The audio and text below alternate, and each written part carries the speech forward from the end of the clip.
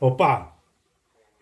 Днеска съм сложил червените ръкавици от Випа от скъпото, тъй като ни предстои един съдбоносен епизод, а именно ще монтираме мотора. Сега тук пише разни работи. 36 волта, 28,5 ампера. Пише 2800 оборота в минута, нали? Обаче аз искам да го потвърдя това нещо. Затова веднага го подлагаме на тест.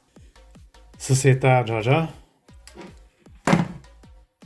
Ето тук имаме 38 волта даже.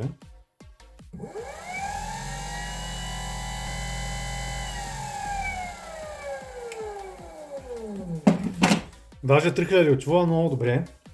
Моторчето ще се зацепва с ходящия вал на скоростната кутия с помощта на това зъбно колело. Но вала е 15 мм, а това е малко повече от 15. Затова ще трябва да се направи сега тук един адаптер.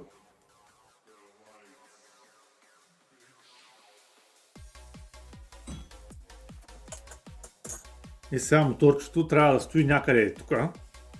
И за да определя точно къде, ще трябва да му сложа веригата, за което ще трябва да изваря шибаното колело. И ми стана много гадно в момента, но такъв е живота, какво да се прави.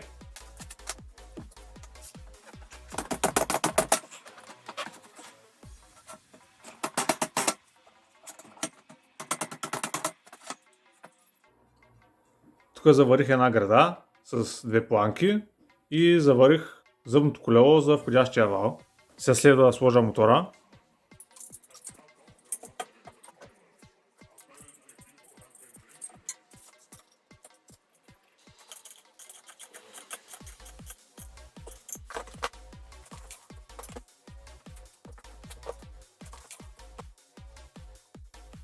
Реших да направя един тест преди реалния за снимките и се оказа, че този мотор е малко по-мощен, отколкото си мислех. Сега ще трябва първо да изправя тия планки, да ги заздравя и може би да сложа по една и от задната страна. Заздравих малко планките.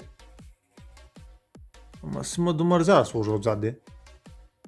Сега остана да монтирам акумулаторите.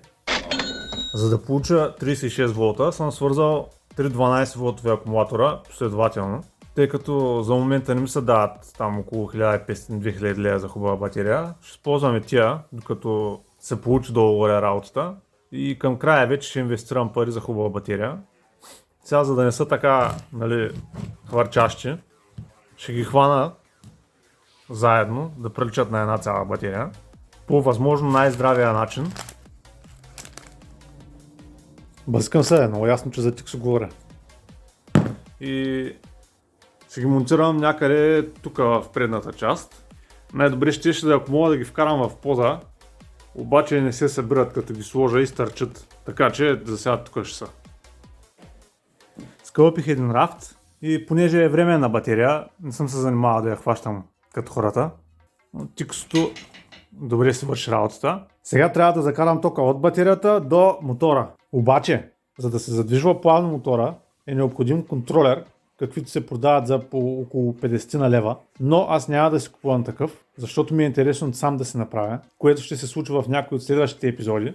А за теста ще го захранваме по най-варварския начин, като изфабрикуваме един контактор и по този начин ще можем единствено да даваме всичкия ток на мотора. Така и ще тестваме ситуациите, в които има най-големи напрежения в задвижването и ако нещо ще се чупи, то ще се щупи тогава. Ето какво скълъпих.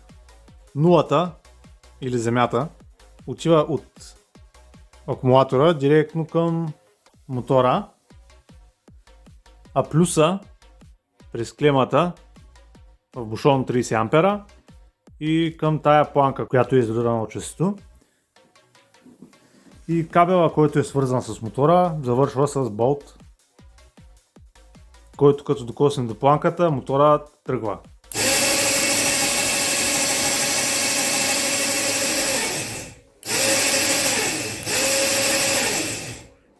Това ще е всичко за днес и следващия път ще сме някъде навънка. Аре!